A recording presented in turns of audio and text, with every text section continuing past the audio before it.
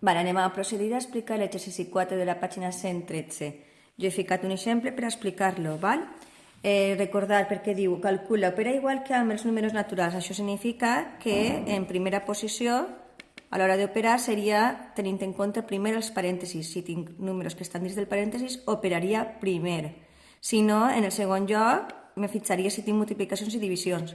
I en el tercer lloc, em fixaria si tinc sumes i restes, d'acord?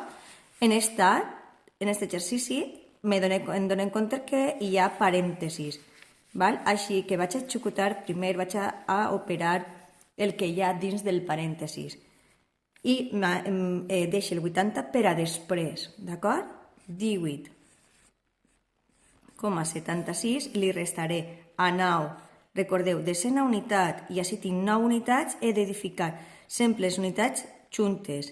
La coma ha d'estar sempre junt. La dècima amb la dècima, la centèsima amb la centèsima i la mil·lèsima amb la mil·lèsima. I faré la suma. 2, 6 i 8, 14, em porta una, 7 i 7, 14 més una, 15, em porta una i fique la coma per a que no m'oblide ja. 9 més una, 10, més 8, 18, em porta una i més una, 2. Este resultat així m'ha donat 28,582. He de restar a 80.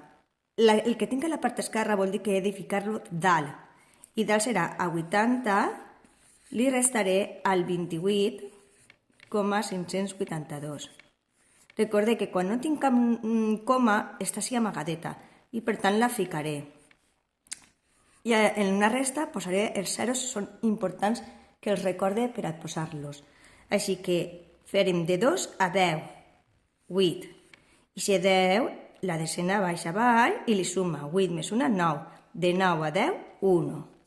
I la desena que hem dit baixa avall i li suma 5 més 1, 6. De 6 a 10, 4.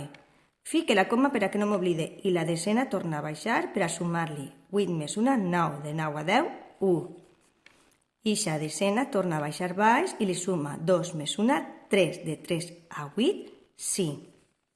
I acabaria l'operació. Ficaria ahí el resultat 51,418. I això seria el resultat d'aquesta operació. Espero que hagi quedat tot clar.